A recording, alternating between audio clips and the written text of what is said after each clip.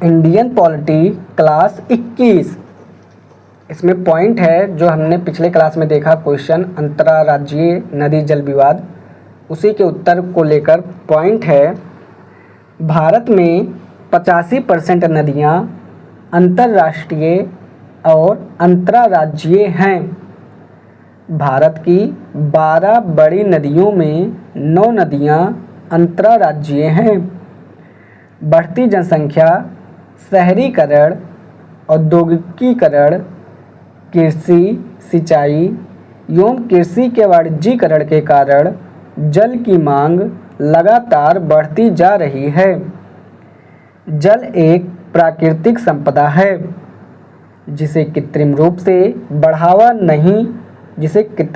बढ़ाया नहीं जा सकता। इसलिए इसका एकमात्र समाधान इसका बेहतर विनियमन, प्रबंधन व संरक्षण ही है। अगला पॉइंट है, संविधान के अनुच्छेद 262 में संसद को यह अधिकार दिया गया है कि वह अंतर्राज्यीय नदी या बेसिन में जल के उपयोग, वितरण एवं नियंत्रण के संबंध में किसी भी प्रकार की शिकायत प्राप्त होने की स्थिति में कानून बनाकर अधिनिर्णय यानी विवादों का समाधान कर सकती है। इसलिए भारतीय संसद ने 1956 में अंतर्राज्यीय नदी जल विवाद अधिनियम पारित किया, जिसके अनुसार विवाद के समाधान के लिए निम्नलिखित संरचना व प्रक्रिया को प्रस्तावित किया गया। पहला पॉइंट है, प्रत्येक विवाद के संदर्भ में अलग से एक अधिकरण की स्थापना। दूसरा पॉइंट है, अधिकरण को सिविल कोर्ट की शक्तियाँ प्राप्त होंगी। अधिकरण के निर्णयों को तीसरा पॉइंट है, अधिकरण के निर्णयों को क्रियान्वित करने के लिए योजनाओं को बनाने की शक्ति है। चौथा पॉइंट है, अधिकरण को विघटित करने और केंद्र सरकार के द्वारा इसके निर्णयों को अधिसूचित करने की शक्ति है। पांचवा पॉइंट है, उच्चतम न्यायालय और अन्य न्यायालय के क्षेत्राधिकार को इस संबंध में समाप्त करना। छठा पॉइंट है, अधिकरण के अंतर्गत 3 न्यायाधीश होंगे जिसे भारत के मुख्य न्यायाधीश के द्वारा नियुक्त किया जाएगा। एक न्यायाधीश जो अधिकरण का अध्यक्ष होगा वह सर्वोच्च न्यायालय से होगा। 2 अन्य न्यायाधीश जो अधिकरण के सदस्य होंगे वे उच्च न्यायालय के होंगे। इसकी सबसे बड़ी कमी यह है कि इसमें तकनीकी विशेषज्ञों, जल विशेषज्ञों को अधिकरण में शामिल नहीं किया गया है। अगला पॉइंट है, इसकी प्रकृति अस्थायी है। निर्णय के लिए किसी निश्चित समय सीमा को नहीं बताया गया है। अगला पॉइंट है, अंतर्राष्ट्रीय नदी जल विवाद एक कानूनी समस्या नहीं है बल्कि यह एक विशेष समस्या है। इसलिए इसके समाधान के लिए व्यापक दृष्टिकोण व नीतियों को निर्मित करने की आवश्यकता है। अंत में जल जैसे संवेदनशील विषय पर हमें राजनीति से बचना चाहिए। साथ ही नदी जल को समवर्ती सूची का विषय बनाना चाहिए। उपर्युक्त समस्याओं एवं कमियों को ध्यान में रखते हुए 2019 में अंतर्राज्यीय नदी जल विवाद अधिनियम में कुछ संशोधन प्रस्तावित किए गए हैं जो निम्नलिखित हैं। नंबर 1, अंतर्राज्यीय परिषद, क्षेत्रीय परिषद एवं अनौपचारिक स्तर पर बातचीत के माध्यम से समस्या के समाधान के प्रयास व पहल के साथ साथ इसमें तकनीकी विशेषज्ञों को भी शामिल करने की बात को शामिल किया गया है।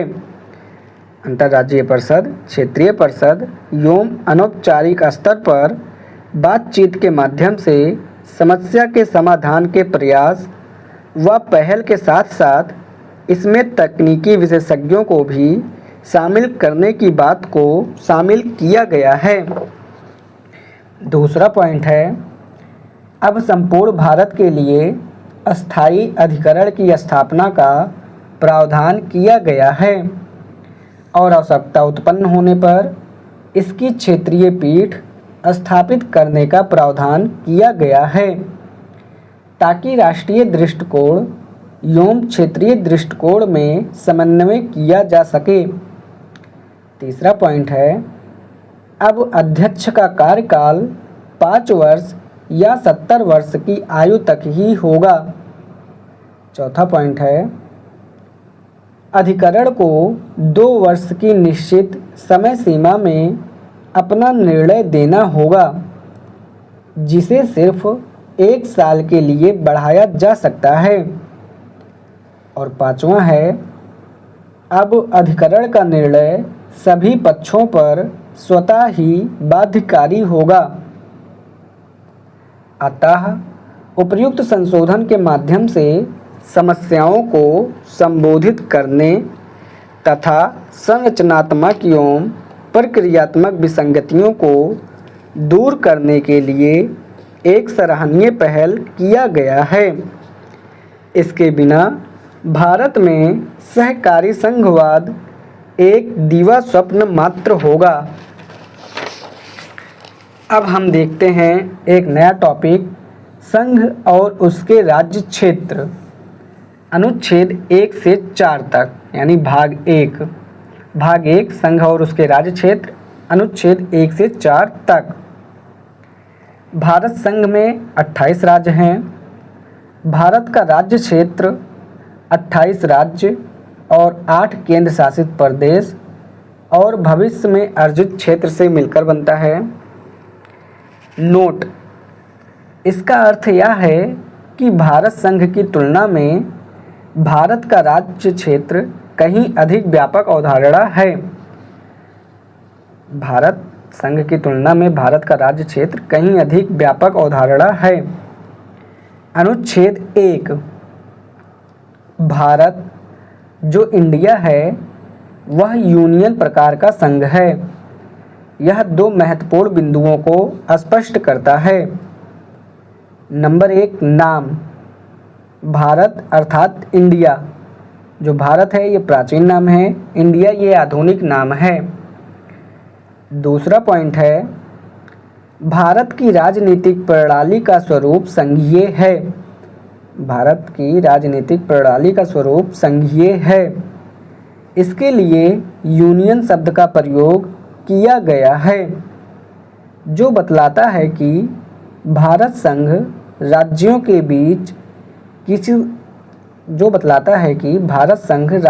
बीच किसी समझौते का परिणाम नहीं है। साथ ही भारत संघ से राज्य अलग नहीं हो सकते हैं। अब है अनुच्छेद 2, संघ में राज्यों का प्रवेश एवं राज्यों की स्थापना उन शर्तों एवं निर्बंधनों के अधीन होगी जो संसद तय करेगा। सामान्य बहुमत से, चूँकि यह साधारण बहुमत से होता है इसलिए इसे संविधान संशोधन नहीं कहा जाता है। स्पष्टीकरण की बात करें, परंतु सिक्किम के मामले में 1974 में हमें 35वां संविधान संशोधन करना पड़ा क्योंकि सिक्किम को सहयोगी राज्य का दर्जा दिया गया था जिसका प्रावधान संविधान में नहीं था। साथ ही 35वें संविधान संशोधन द्वारा 10वीं अनुसूची को जोड़ा गया था जिसके माध्यम से सिक्किम को संसद में प्रतिनिधित्व दिया गया था। परंतु 1975 में सिक्किम में राज्य के रूप में भारत संघ में शामिल होने की इच्छा व्यक्त की। इसके लिए हमें पुनः 36वां संविधान संशोधन करना पड़ा। इस संशोधन से 10वीं अनुसूची को समाप्त कर दिया गया और संविधान के अनुच्छेद 371 के माध्यम से सिक्किम को विशेष राज्य का दर्जा दिया गया। अब हम देखते हैं अनुच्छेद 3। अनुच्छेद 3 में पॉइंट है, राज्यों के निर्माण या गठन, क्षेत्र, सीमा व नाम में परिवर्तन की शक्ति भारतीय संसद में निहित है। अगला पॉइंट है, संसद ऐसा साधारण बहुमत से कर सकता है। संसद ऐसा साधारण बहुमत से कर सकता है जो संविधान संशोधन नहीं कहलाता है, परंतु राज्यों के निर्माण, गठन या क्षेत्र, सीमा व नाम में परिवर्तन की प्रक्रिया। नंबर 1, इससे संबंधित विधेयक को संसद में प्रस्तुत करने के पहले राष्ट्रपति की अनुमति प्राप्त करना आवश्यक है। दूसरा पॉइंट है, राष्ट्रपति उसे संबंधित राज्य की विधानसभा को उसकी राय जानने के लिए तत्काल ही संदर्भित कर देता है। तीसरा पॉइंट है, राष्ट्रपति इसके लिए समय सीमा भी निश्चित कर सकता है। चौथा पॉइंट है, समय सीमा समाप्त होने पर राष्ट्रपति यदि चाहे तो इसे बढ़ा भी सकता है। पांचवा पॉइंट है, परंतु इसी बीच राष्ट्रपति की अनुमति से इसे संसद के किसी सदन में पुनः स्थापित या प्रस्तुत किया जा सकता है। और छठा पॉइंट है, राज्यों की राय या मत न तो राष्ट्रपति के लिए बाध्यकारी है न ही संसद के लिए। इसका अर्थ यह है कि उस संबंध में संपूर्ण शक्ति संसद को है। संसद इसे मात्र साधारण बहुमत से पारित करती है। अब है अनुच्छेद 4।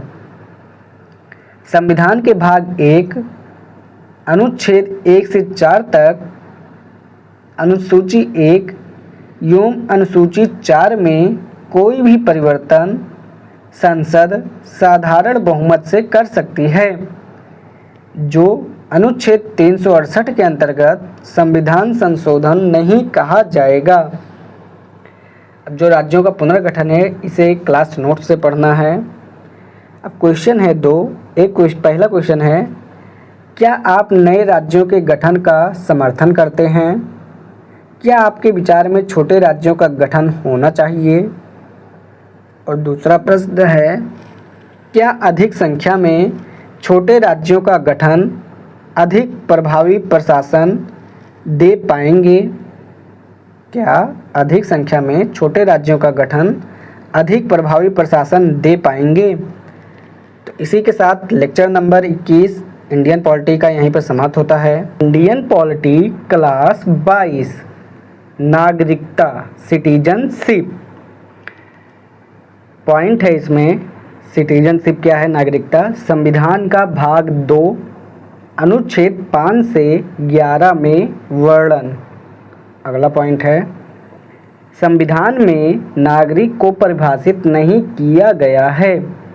संविधान में नागरिक को परिभाषित नहीं किया गया है, सिर्फ नागरिकता प्राप्ति के विभिन्न तरीकों की चर्चा की गई है। अब है राज्य। उसी में राज्य एक ऐसा राजनीतिक समुदाय है, राज्य एक ऐसा राजनीतिक समुदाय है जो किसी निश्चित भूभाग में रहने वाले लोगों से मिलकर बनता है।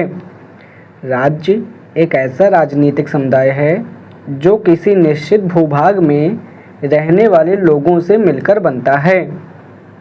राज्य के लिए आवश्यक तत्व क्या हैं? निश्चित भूभाग है, लोग या व्यक्ति है, और भी था जो जनसंख्या वो सब। लोग या व्यक्ति कैसे हैं? तो लोग या व्यक्ति 2 प्रकार से हो सकते हैं, एक नागरिक और एक विदेशी। तो नागरिक वह है जो राज्य रूपी राजनीतिक समुदाय का अस्थायी सदस्य है। नागरिक वह है जो राज्य रूपी राजनीतिक समुदाय का अस्थायी सदस्य है। विदेशी क्या है? विदेशी अस्थायी राज्य में किसी क्षेत्र में रह रहा है, लेकिन नागरिक वह दूसरे राज्य का होगा। विदेशी क्या है? अस्थायी राज्य में किसी क्षेत्र में रह रहा है, लेकिन नागरिक वह दूसरे राज्य का होगा। नागरिकता में अगला पॉइंट है, नागरिकता व्यक्ति और राज्य के बीच एक कानूनी संबंध है। चूंकि व्यक्ति राज्य रूपी राजनीतिक समुदाय का निर्माण करता है, इसलिए व्यक्तियों का एक विशेष वर्ग नागरिक के रूप में जाना जाता है।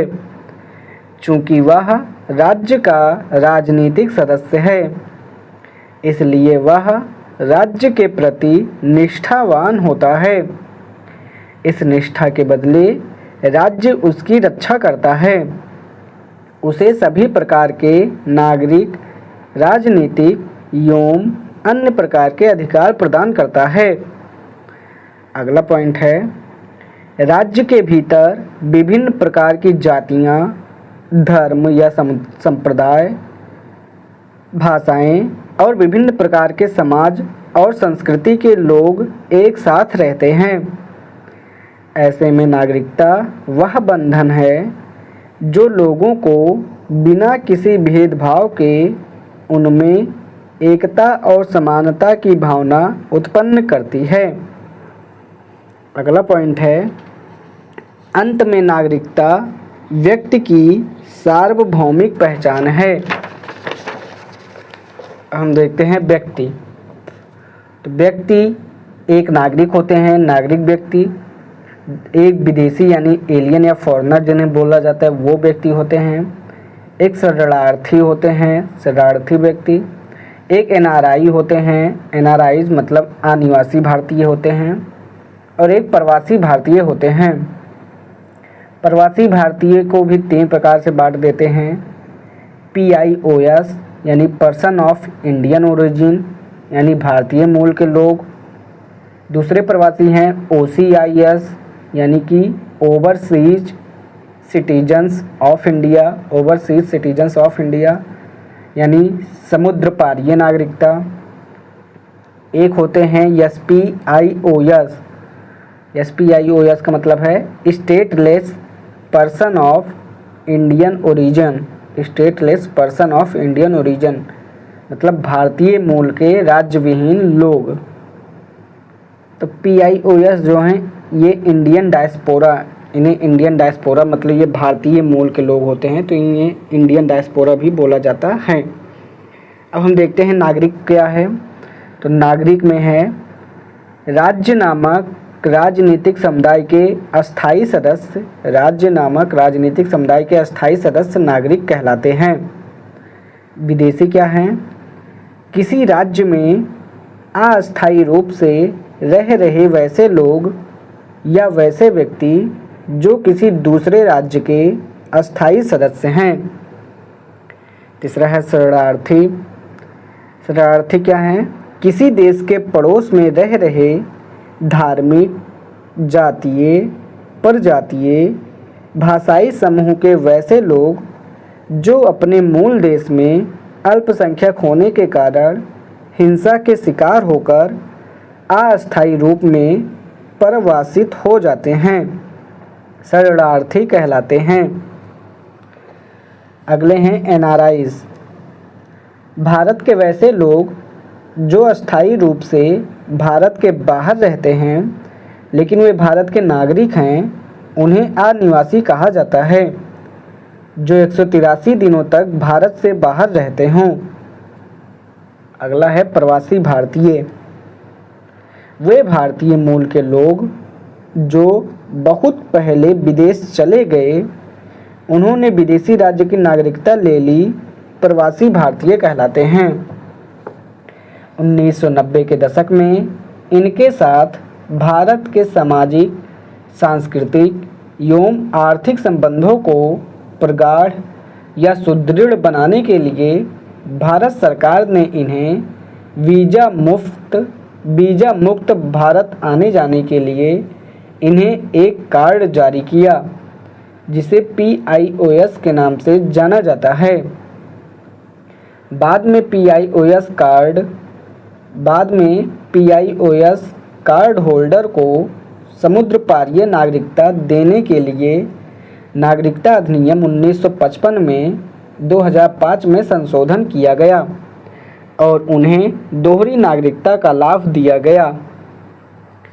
अब देखते हैं संविधान का भाग 3 संविधान का भाग 2 जिसमें अनुच्छेद 5 है संविधान के आरंभ पर नागरिकता।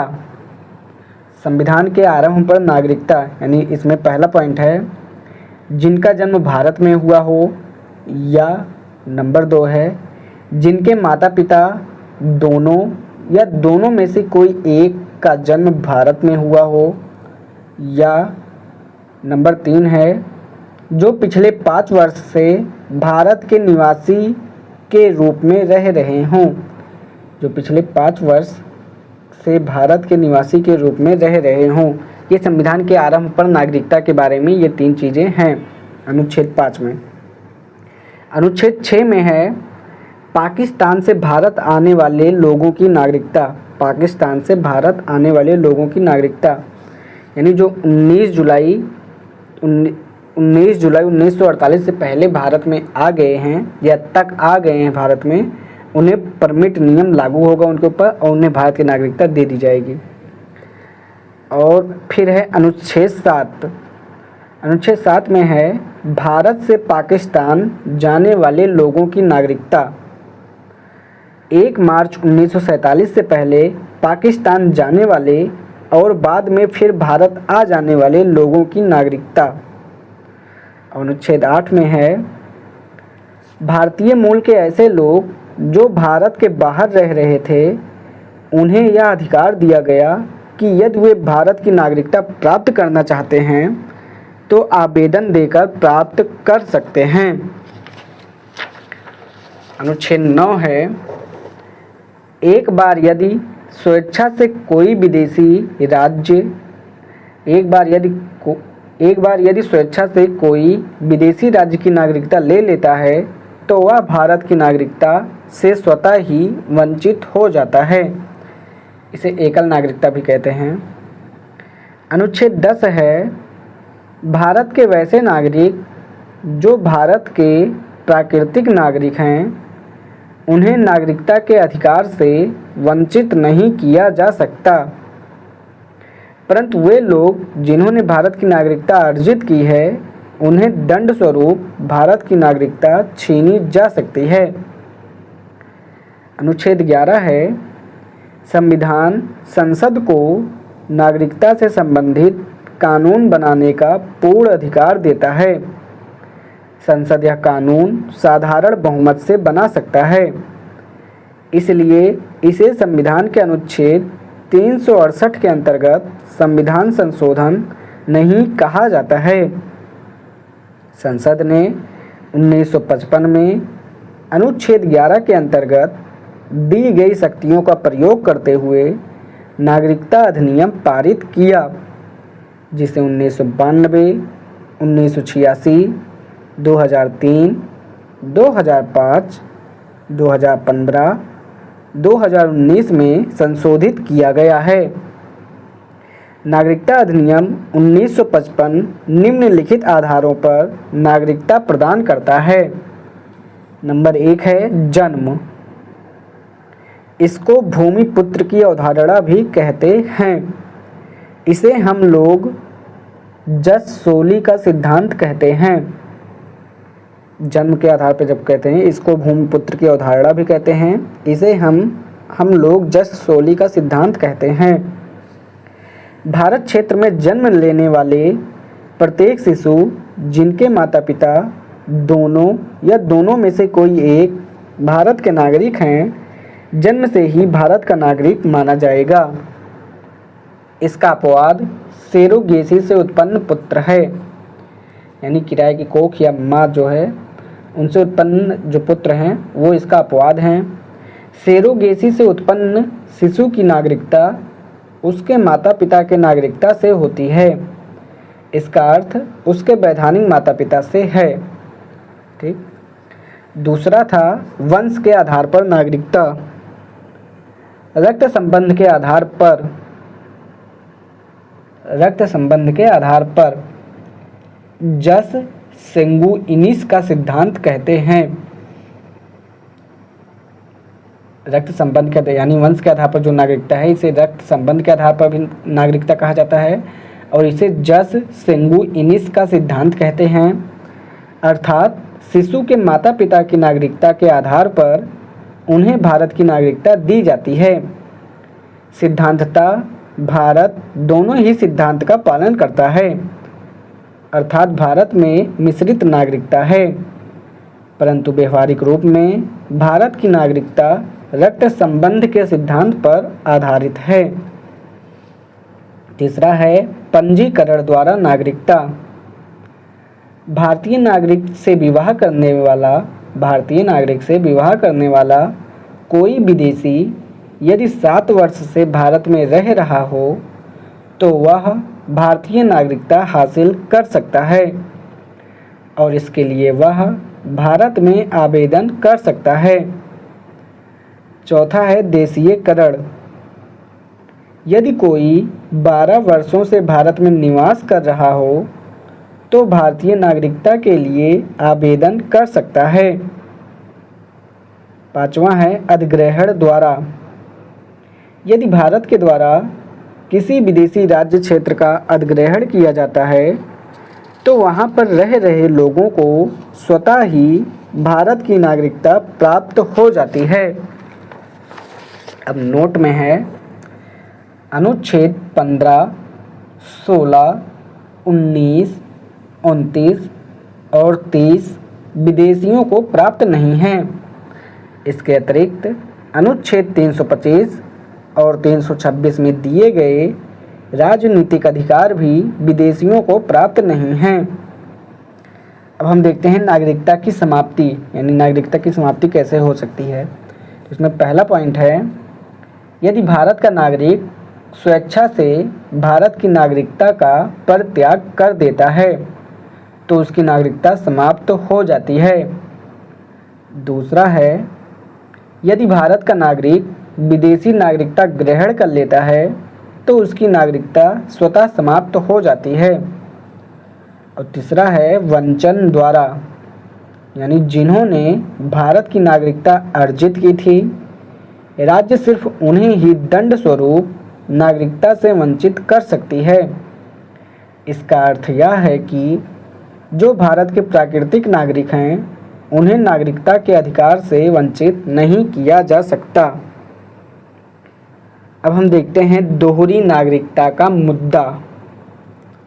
2005 में नागरिकता अधिनियम में संशोधन के माध्यम से भारत, बांग्लादेश, नेपाल, भूटान अर्थात भारत के पड़ोसी देशों में रहने वाले भारतीय मूल के लोगों को छोड़कर सभी देशों में रहने वाले भारतीय मूल के लोगों को दोहरी नागरिकता का लाभ प्रदान किया गया है।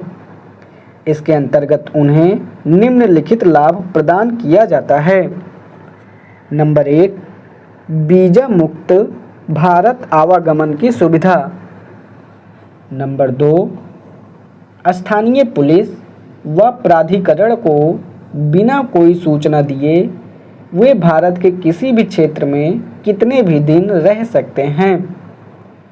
तीसरा है, उन्हें भारत में पढ़ने, शोध करने इत्यादि की सुविधा प्राप्त है। और चौथा है, उन्हें भारत में निवेश की अतिरिक्त सुविधा दी गई है।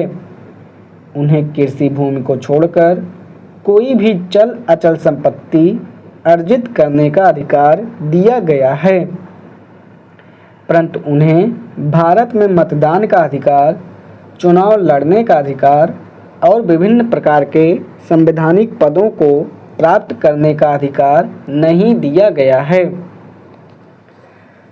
अब हम देखते हैं CAA 2019 यानी सिटीजनशिप अमेंडमेंट एक्ट 2019। नागरिकता संशोधन अधिनियम 2019।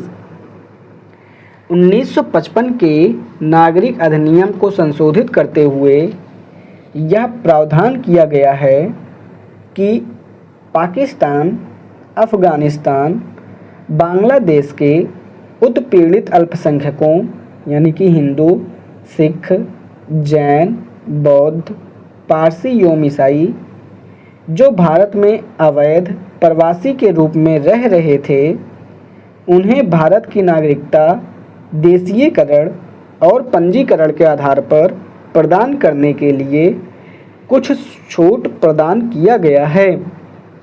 ऐसे लोग जो 31 दिसंबर 2014 से पहले भारत में अवैध प्रवासी के रूप में रह रहे थे, भारत की नागरिकता ले सकते हैं। तो इसी के साथ इंडियन पॉलिटी का लेक्चर नंबर 22 यहीं पर समाप्त होता है। इंडियन पॉलिटी क्लास 23 मौलिक अधिकार यानी फंडामेंटल राइट। मौलिक अधिकार ये भाग 3 में है, अनुच्छेद 12 से लेकर 30 तक है। तो इसमें है पहले प्रश्न के रूप में है, पहला प्रश्न अधिकार क्या है, अर्थात अधिकारों से हमारा तात्पर्य क्या है। दूसरा है अधिकारों के विभिन्न प्रकार में है प्राकृतिक अधिकार, मानव अधिकार, मौलिक अधिकार, नागरिक अधिकार, कानूनी या वैधानिक या सांविधिक अधिकार, संवैधानिक अधिकार, आर्थिक अधिकार, राजनीतिक अधिकार। तीसरा प्रश्न है मौलिक अधिकारों की प्रकृति क्या है या स्वरूप या विशेषता क्या है। चौथा प्रश्न है मौलिक अधिकारों का महत्व क्या है और संविधान लागू होने के पश्चात मौलिक अधिकारों का बढ़ता महत्व और विस्तृत होता दायरा या क्षेत्र क्या है। तो चलिए अब बिना देरी किए पढ़ते हैं। तो सबसे पहले देखते हैं अधिकार व्यक्ति के सही, वैध, तार्किक व न्यायपूर्ण दावे व मांग हैं।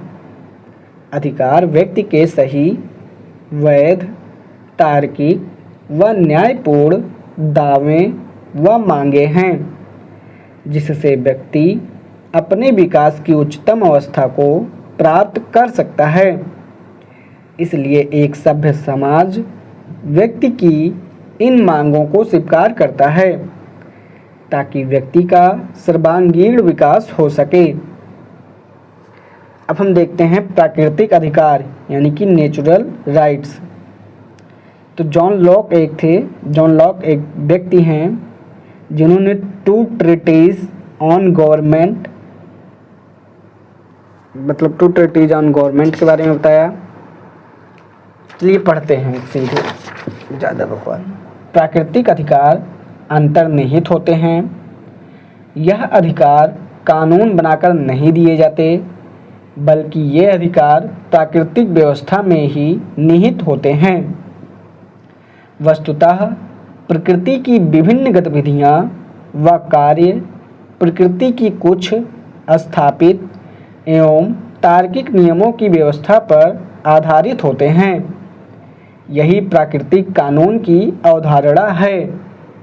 इसी से प्राकृतिक अधिकारों की संकल्पना का विकास हुआ है, क्योंकि प्रकृति प्राणी मात्र के विकास के लिए उन्हें विभिन्न प्रकार के अधिकार देती है, जैसे जीवन का अधिकार, स्वतंत्रता का अधिकार, समानता का अधिकार आदि। प्राकृतिक अधिकारों की संकल्पना का विकास सर्वप्रथम ब्रिटेन में हुआ। 17वीं शताब्दी के उत्तरार्ध में प्रसिद्ध ब्रिटिश विद्वान जॉन लॉक के विचार व उनकी प्रसिद्ध रचना 2 ट्रीटीज ऑन गवर्नमेंट के माध्यम से इसकी सैद्धांतिक अभिव्यक्ति हुई। 1688 में गौरवपूर्ण क्रांति के समय जॉन लॉक का यह विचार काफ़ी प्रसिद्ध हुआ।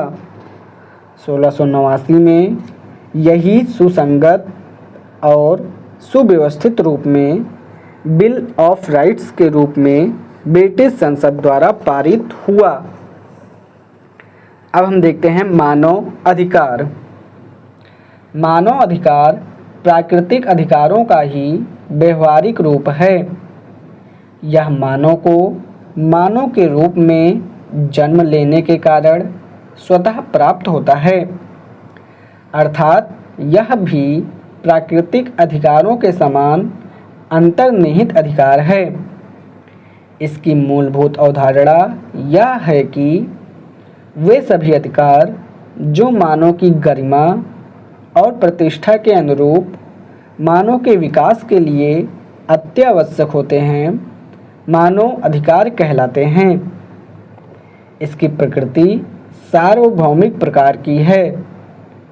यह राष्ट्रीयता, जाति, धर्म, क्षेत्र, भाषा, रंग, लिंग, जन्मस्थान, नस्ल, सामाजिक आर्थिक पृष्ठभूमि इत्यादि की भिन्नताओं के बावजूद सभी को एक समान रूप से उपलब्ध होता है। इसकी कोई निश्चित परिभाषा या सूची नहीं दी जा सकती है, क्योंकि यह परिस्थितियों की भिन्नता के आधार पर अलग अलग हो सकता है। वस्तुतः जॉन लॉक के प्राकृतिक अधिकारों की अवधारणा से ही प्रभावित होते हुए अमेरिका वासियों ने मानव अधिकार की संकल्पना का विकास सर्वप्रथम किया। इसकी सार्वभौमिक घोषणा 4 जुलाई 1776 को अमेरिकी स्वतंत्रता के दौरान किया गया। थॉमस जेफरसन इस घोषणा में स्वतंत्रता, समानता, जीवन व संपत्ति के अधिकारों की चर्चा की। 1791 में फ्रांस ने फ्रांसीसी क्रांति के दौरान पुनः मानव अधिकारों की सार्वभौमिक घोषणा की और सबसे अंत में 10 दिसंबर 1948 को संयुक्त राष्ट्र संघ ने मानव अधिकारों की सार्वभौमिक घोषणा की। 12 अक्टूबर 1992 को भारतीय संसद ने मानव अधिकार संरक्षण अधिनियम पारित किया। इसलिए भारत में मानव अधिकार को वैधानिक स्वरूप दिया गया है। अब हम देखते हैं नागरिक अधिकार यानी कि सिविल राइट्स। राज्य जब समाज द्वारा मान्यता प्राप्त अधिकारों को मान्यता प्रदान करता है तो उसे नागरिक अधिकार कहा जाता है। ये अधिकार राज्य और व्यक्ति के मध्य एक कानूनी संबंध भी स्थापित करते हैं, जिसमें राज्य व्यक्ति को राज्य के प्रति निष्ठा रखने के कारण उसके सर्वांगीण विकास के लिए कुछ अधिकारों की गारंटी प्रदान करता है। अब हम देखते हैं वैधानिक अधिकार या कानूनी या सांविधिक अधिकार यानी स्टैट्यूटरी राइट्स या लीगल राइट्स। संसद द्वारा बनाए गए विशेष कानून के माध्यम से जो अधिकार हमें प्राप्त होते हैं वे कानूनी या वैधानिक या सांविधिक अधिकार कहलाते हैं, जैसे सूचना का अधिकार, मानव अधिकार, महिला अधिकार, बाल अधिकार, अल्पसंख्यक अधिकार, मतदान का अधिकार, संपत्ति का अधिकार। अब हम देखते हैं संवैधानिक अधिकार यानी कॉन्स्टिट्यूशनल राइट्स। किसी देश के संविधान द्वारा प्रदत्त अधिकार को संवैधानिक अधिकार कहते हैं, जैसे अनुच्छेद 300A संपत्ति का अधिकार, अनुच्छेद 301 व्यापार वाणिज्य की स्वतंत्रता का अधिकार, अनुच्छेद 325 मतदाता सूची में नाम दर्ज कराने का अधिकार और अनुच्छेद 26 है वयस्क मताधिकार। इसी पर आधारित है मतदान का अधिकार। अब हम देखते हैं मौलिक अधिकार। तो इसमें पॉइंट है, यह संवैधानिक अधिकारों का ही एक वर्ग है। यह संवैधानिक अधिकारों का ही एक वर्ग है जो विशिष्ट प्रकार के संवैधानिक अधिकारों को बतलाता है। ये वैसे अधिकार हैं जिसके उल्लंघन पर व्यक्ति को सीधे सर्वोच्च न्यायालय जाने का अधिकार होता है। अगला पॉइंट है, संविधान किसी देश की मौलिक व सर्वोच्च विधि है। यह विधि हमें जो सर्वोच्च प्रकार के अधिकार देता है वह मौलिक अधिकार कहा जाता है। अगला पॉइंट है, व्यक्ति की योग्यता, प्रतिभा, क्षमता व व्यक्तित्व के विकास के लिए जो अत्यावश्यक अधिकार हैं वे मौलिक अधिकार कहे जाते हैं। अगला पॉइंट है, एक लोकतांत्रिक व्यवस्था के सफल और सुचारू रूप से संचालन के लिए कुछ अधिकार आवश्यक होते हैं। इनके बिना जनता स्वतंत्रता पूर्वक अपने मत का विकास नहीं कर सकता है, जबकि लोकतंत्र लोकमत और जनमत से ही संचालित होता है। इसलिए लोकतांत्रिक व्यवस्था के सफल संचालन के लिए जो अधिकार आवश्यक होते हैं उन्हें मौलिक अधिकार कहते हैं। अब हम देखते हैं राजनीतिक अधिकार। वे अधिकार जो जनता को राजनीतिक प्रशासनिक प्रक्रियाओं में भागीदारी करने का अधिकार देते हैं उन्हें राजनीतिक अधिकार कहते हैं, जैसे मतदान का अधिकार, चुनाव लड़ने का अधिकार, सार्वजनिक पद को प्राप्त करने का अधिकार। अब हम देखते हैं आर्थिक अधिकार। वर्तमान अर्थ जगत में सभी अधिकारों की जननी आर्थिक अधिकारों को माना जाता है। इसके अंतर्गत काम का अधिकार, आर्थिक सुरक्षा का अधिकार, निर्वाह वेतन का अधिकार और सरकार से सहायता प्राप्त करने का अधिकार शामिल होता है। अब हम देखते हैं मौलिक अधिकारों की प्रकृति। अधिकार पूर्ण और निरपेक्ष नहीं होते हैं। अधिकारों के साथ साथ युक्त प्रतिबंध यानी तार्किक व विवेकपूर्ण प्रतिबंध की अवधारणा साथ साथ चलती है। भारतीय संविधान में अनुच्छेद 17 ही एकमात्र ऐसा मौलिक अधिकार है जिसकी प्रकृति पूर्ण व निरपेक्ष है। शेष सभी मौलिक अधिकारों पर युक्त प्रतिबंधों की संकल्पना लागू होती है। अनुच्छेद 17 को पूर्ण अधिकार इसलिए बनाया गया है क्योंकि वह प्राचीन काल से ही चली आ रही एक सामाजिक बुराई अस्पृश्यता या छुआछूत के अंत की घोषणा करता है। मौलिक अधिकारों को संशोधित किया जा सकता है, परंतु हमें यह ध्यान रखना चाहिए कि केशवानंद भारती मामले में सर्वोच्च न्यायालय ने संविधान संशोधन के अंतर्गत आधारभूत ढांचे के सिद्धांत का प्रतिपादन किया। इसलिए मौलिक अधिकारों को संशोधित तो किया जा सकता है, परंतु इसकी मूलभूत संरचना को परिवर्तित नहीं किया जा सकता। इसी प्रकार राष्ट्रीय आपात के अंतर्गत अनुच्छेद 358 और 359 के अंतर्गत मौलिक अधिकारों को कुछ समय के लिए निलंबित किए जा सकते हैं।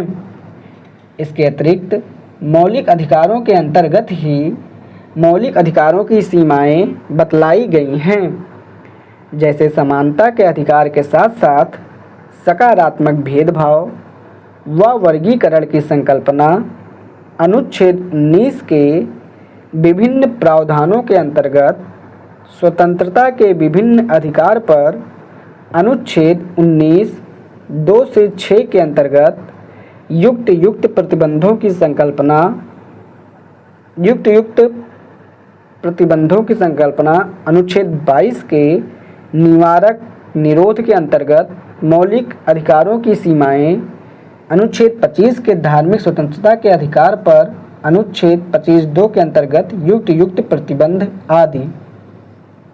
ये इतना फिर से पढ़ूंगा। इसके अतिरिक्त मौलिक अधिकारों के अंतर्गत ही मौलिक अधिकारों की सीमाएं बतलाई गई हैं, जैसे समानता के अधिकार के साथ साथ सकारात्मक भेदभाव व वर्गीकरण की संकल्पना। जैसे समानता के अधिकार के साथ साथ सकारात्मक भेदभाव व वर्गीकरण की संकल्पना। अनुच्छेद 19 के विभिन्न प्रावधानों के अंतर्गत स्वतंत्रता के विभिन्न अधिकार पर अनुच्छेद 19(2) से 6 के अंतर्गत युक्त प्रतिबंधों की संकल्पना। अनुच्छेद 22 के निवारक विरोध के अंतर्गत मौलिक अधिकारों की सीमाएं। अनुच्छेद 25 के धार्मिक स्वतंत्रता के अधिकार पर अनुच्छेद 25(2) के अंतर्गत युक्त प्रतिबंध आदि। अब एक क्वेश्चन है, मौलिक अधिकार पूर्ण व निरपेक्ष अधिकार नहीं है, चर्चा करें 150 शब्दों में। एक और प्रश्न है, क्या आप इस मत से सहमत हैं कि भारतीय संविधान निर्माताओं ने एक हाथ से हमें अधिकार दिए हैं तो दूसरे हाथ से इन्हें वापस ले लिया है? तर्कपूर्ण विश्लेषण करें 150 शब्दों में। तो इसी के साथ लेक्चर नंबर 23 इंडियन पॉलिटी का यहीं पर समाप्त होता है। इंडियन पॉलिटी क्लास 24, इसमें पॉइंट है जो पीछे हमने प्रश्न पढ़ा था, मौलिक अधिकार पूर्ण व निरपेक्ष अधिकार नहीं है, चर्चा करें। या फिर एक प्रश्न पढ़ा था, क्या आप इस मत से सहमत हैं कि भारतीय संविधान निर्माताओं ने एक हाथ से हमें अधिकार दिए हैं तो दूसरे हाथ से उन्हें वापस ले लिया है? तर्कपूर्ण विश्लेषण करें। इसी का उत्तर हम देखने वाले हैं। तो इसी में पॉइंट है, मौलिक अधिकार की भाषा निषेधात्मक है। इसका अर्थ यह है कि जहां मौलिक अधिकार सामान्यतः व्यक्ति को अधिकार प्रदान करते हैं, वहीं दूसरी ओर राज्य पर प्रतिबंध लगाते हैं।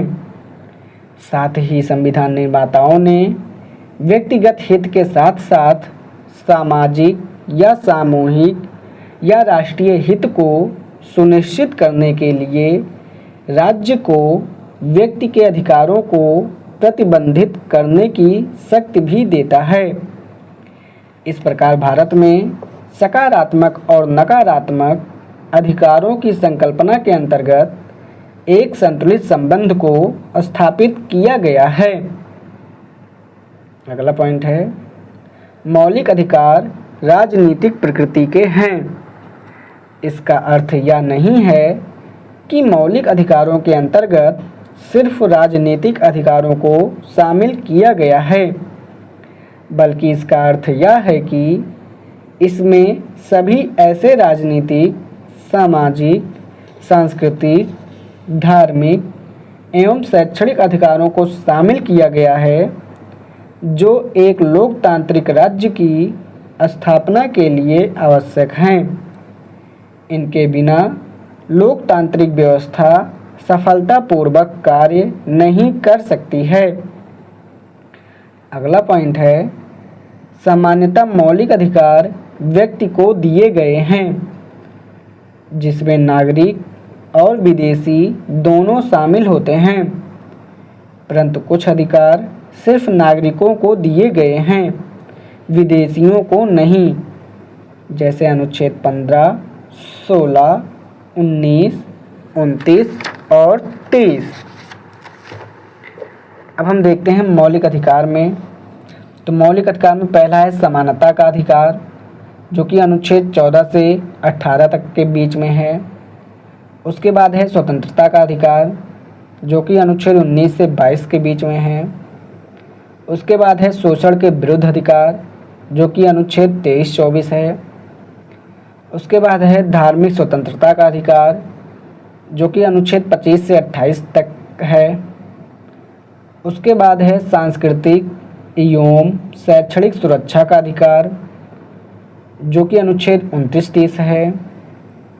और लास्ट में है संवैधानिक उपचारों का अधिकार, जो कि अनुच्छेद 32 है। तो मौलिक अधिकार पृथक पृथक अधिकार न होकर अधिकारों की एक एकीकृत व्यवस्था है। मौलिक अधिकारों की प्रकृति एकीकृत प्रकार की है। 1970 में आर.सी. कूपर मामले में सर्वोच्च न्यायालय ने सर्वप्रथम मौलिक अधिकारों की एकीकृत व्यवस्था को समझा। सर्वोच्च न्यायालय ने यह विचार प्रस्तुत किया कि ये सभी 1970 में आर.सी. कूपर मामले में सर्वोच्च न्यायालय ने सर्वप्रथम मौलिक अधिकारों की एकीकृत व्यवस्था को समझा। सर्वोच्च न्यायालय ने यह विचार प्रस्तुत किया कि ये सभी अधिकार आपस में मिलकर कई नवीन प्रकार के अधिकारों को जन्म देते हैं, इसलिए वे सभी अधिकार मौलिक अधिकार हैं, जो मौलिक अधिकारों को अर्थ एवं बल प्रदान करते हैं। 1978 के मेनका गांधी मामले में सर्वोच्च न्यायालय ने इसी दृष्टिकोण का विस्तार करते हुए इसमें प्राकृतिक न्याय के सिद्धांत का समावेश किया, जिसके आधार पर सर्वोच्च न्यायालय ने बाद में कई ऐसे अधिकारों को मौलिक अधिकारों के रूप में स्वीकार किया जिनसे मौलिक अधिकारों का अधिकार क्षेत्र निरंतर विस्तृत होता जा रहा है। इसलिए मौलिक अधिकार की प्रकृति विस्तारशील है। यह अधिकारों की एक गतिशील व्यवस्था है जिसमें नित्य नए आयाम जुड़ रहे हैं। अनुच्छेद 12 में है राज्य की परिभाषा।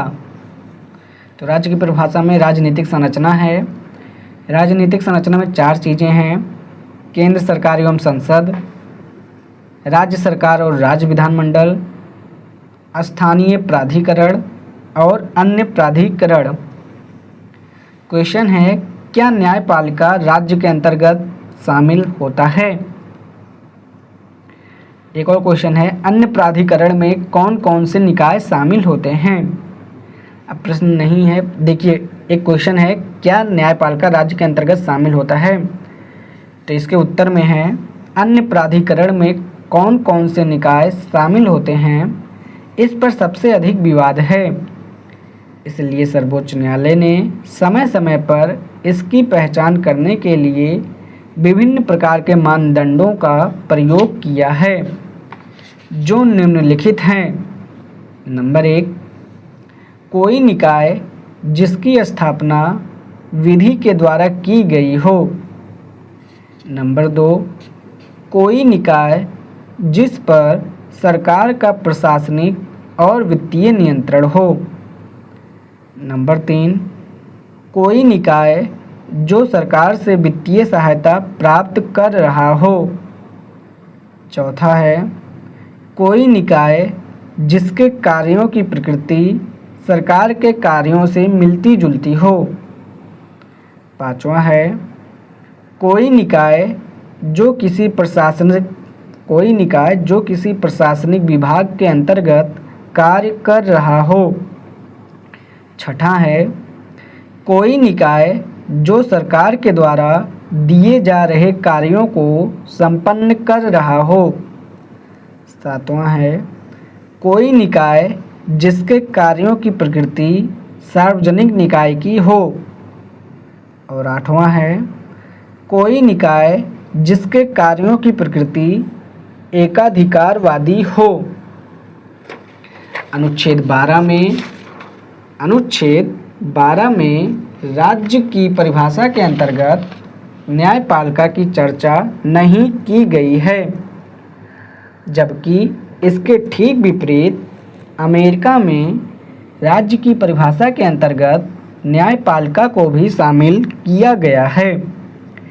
यह प्रश्न कि भारत में राज्य की परिभाषा के अंतर्गत न्यायपालिका शामिल है या नहीं, इस पर सर्वोच्च न्यायालय ने अत्यंत ही संतुलित दृष्टिकोण अपनाया है।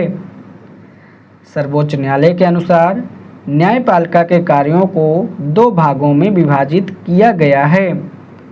नंबर 1 न्यायिक कार्य और नंबर 2 है प्रशासनिक कार्य।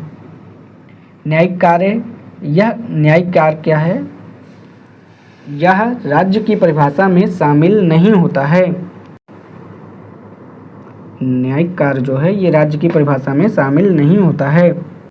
दूसरा है प्रशासनिक कार्य, यह राज्य की परिभाषा में शामिल होता है।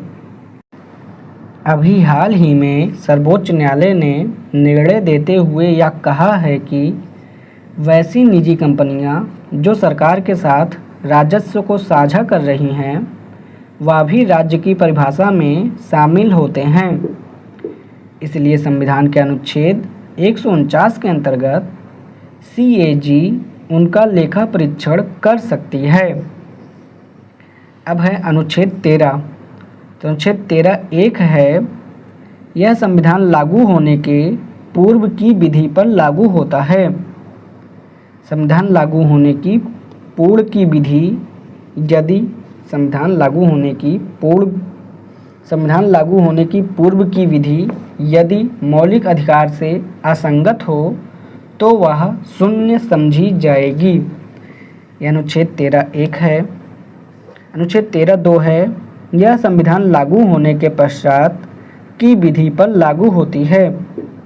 संविधान लागू होने के पश्चात राज्य ऐसी कोई विधि नहीं बनाएगा जो मौलिक अधिकारों से असंगत हो। और अनुच्छेद 13(3) है, यह अनुच्छेद विधि का अर्थ बतलाती है। इसमें नियम, कानून, विनियम, आदेश, अध्यादेश आदि शामिल होते हैं। यहाँ तक कि इसमें वे प्रथाएं भी शामिल होती हैं जिन्हें समाज विधि के रूप में मान्यता देता है। इसका अपवाद व्यक्तिक कानून यानी पर्सनल लॉ है, यह विधि के अर्थ में नहीं है। फिर है अनुच्छेद 13(4), 24वें संविधान संशोधन द्वारा जोड़ा गया, जो यह स्पष्ट करता है कि अनुच्छेद 13 की विधि के अंतर्गत संविधान संशोधन विधि शामिल नहीं होता। फिर अनुच्छेद 13 अब अगर संक्षेप में बात करें पूरा, तो कोई भी विधि मौलिक अधिकारों से असंगत नहीं होगी। कोई भी विधि मौलिक अधिकारों से असंगत नहीं होगी और असंगत होने की मात्रा तक शून्य मानी जाएगी।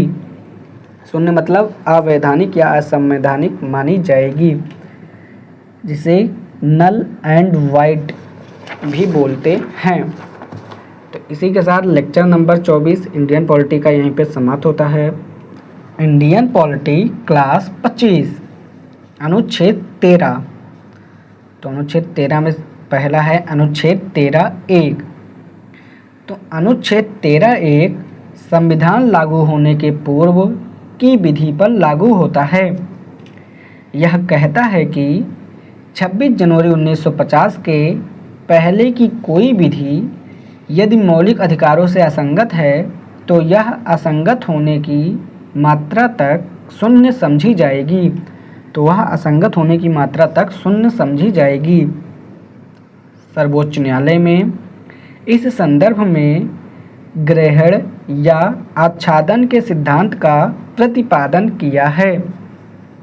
इसके अनुसार संविधान पूर्व की विधि मौलिक अधिकारों से आच्छादित हो जाती है, अर्थात मौलिक अधिकार इन्हें ढक देता है, अर्थात वह मौलिक अधिकारों से प्रभावित हो जाती है। वे समाप्त नहीं होती, वे सिर्फ अप्रभावी हो जाती हैं। संभव है कि भविष्य में कोई संविधान संशोधन होने के परिणाम स्वरूप वे मौलिक अधिकारों से संगत हो जाएं और प्रभावी हो जाएं। दूसरा है अनुच्छेद 13(2). यह संविधान लागू होने के पश्चात के विधि पर लागू होता है। इसके अनुसार राज्य ऐसी कोई विधि नहीं बना सकता जो मौलिक अधिकारों से असंगत हो। यदि राज्य ऐसी कोई विधि बनाता है तो वह विधि आरंभ से ही शून्य समझी जाएगी। सर्वोच्च न्यायालय ने अनुच्छेद 13(1), 2 के संदर्भ में पृथक्करणीयता के सिद्धांत का प्रतिपादन किया है। पृथक्करणीयता का मतलब है डॉक्ट्राइन ऑफ सोअरेबिलिटी। इसके अनुसार किसी भी कानून का सिर्फ वही भाग अवैधानिक माना जाता है जो मौलिक अधिकारों से असंगत हो, अर्थात किसी भी कानून से कानून के उस प्रावधान को अलग कर दिया जाता है जो मौलिक अधिकारों से असंगत होते हैं। अनुच्छेद 13(2) में यह कहा गया है कि राज्य ऐसी कोई विधि नहीं बना सकती जो मौलिक अधिकारों से असंगत हो। यहाँ सर्वप्रथम यह प्रश्न उठता है कि क्या विधि शब्द के अंतर्गत संविधान संशोधन विधि भी शामिल है या यह संसद द्वारा निर्मित सामान्य विधि है। अनुच्छेद 13(2) में ही न्यायिक पुनरावलोकन या समीक्षा या परीक्षा या जांच या पुनरीक्षण की शक्ति भी निहित है, क्योंकि जब भी यह प्रश्न उठेगा कि कोई विधि मौलिक अधिकारों से असंगत है या नहीं, तो स्वाभाविक रूप से इसका निर्धारण न्यायपालिका यानी सुप्रीम कोर्ट और हाई कोर्ट करेगी। चलिए हम देखेंगे 5 चीज़ें हमें देखना है। चंपकम दुराई-राजन मामला 1950, दूसरा है शंकरी प्रसाद 1951, तीसरा है सज्जन सिंह 1964, चौथा है गोलकनाथ मामला 1967 और पांचवा है केशवानंद भारती मामला 1973। संविधान के लागू होते ही सर्वोच्च न्यायालय के समक्ष सर्वप्रथम चंपकम दुराई-राजन मामले के रूप में एक गंभीर प्रश्न उपस्थित हुआ। वस्तुतः संविधान लागू होते ही मद्रास राज्य में निदेशक सिद्धांतों में विद्यमान अनुच्छेद 46 को लागू करने के लिए उच्च शिक्षण संस्थानों में विभिन्न जातियों और धर्मों के लोगों के लिए कुछ सीटें आरक्षित की गई थीं। अतः सर्वोच्च न्यायालय में यह प्रश्न उठा कि क्या निदेशक सिद्धांतों को लागू करने के लिए मौलिक अधिकारों को सीमित या संशोधित किया जा सकता है। सर्वोच्च न्यायालय ने उपर्युक्त मामले में यह निर्धारित किया कि निदेशक सिद्धांतों को लागू करने के लिए मौलिक अधिकारों को सीमित नहीं किया जा सकता है, परंतु सर्वोच्च न्यायालय के द्वारा दिए गए निर्णयों के प्रभाव को बदलने के लिए प्रथम संविधान संशोधन किया गया। ये पूछा भी गया है कि सर्वोच्च न्यायालय के द्वारा दिए गए निर्णयों के प्रभाव को बदलने के लिए प्रथम संविधान संशोधन किया गया। प्रथम संविधान संशोधन की विधि मान्यता को शंकरी प्रसाद मामले में सर्वोच्च न्यायालय में चुनौती दी गई। यह प्रश्न उठा कि क्या संविधान संशोधन विधि अनुच्छेद 13(2) और 13(3) के अंतर्गत विधि की परिभाषा के अंतर्गत शामिल नहीं होता। सर्वोच्च न्यायालय ने यह निर्धारित किया कि संविधान संशोधन विधि अनुच्छेद 368 एक विशेष विधि है जो अनुच्छेद 13(2) और 13(3) के अंतर्गत शामिल नहीं होता। अतः न्यायपालिका ने यह निर्धारित किया कि संविधान संशोधन विधि के माध्यम से मौलिक अधिकारों को सीमित व संशोधित किया जा सकता है।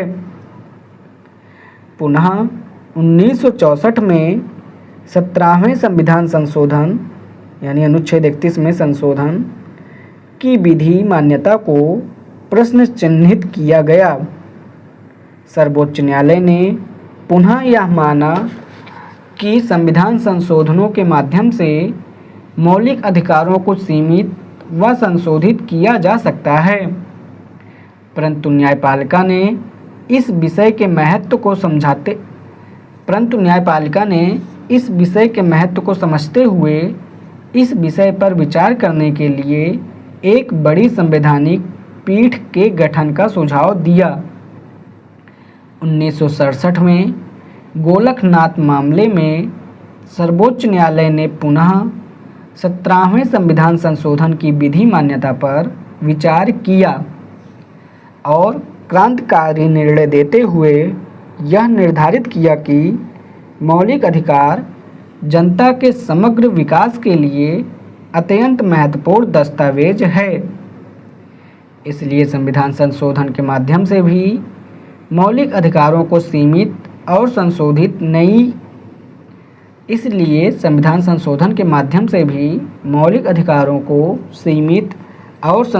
नहीं किया जा सकता।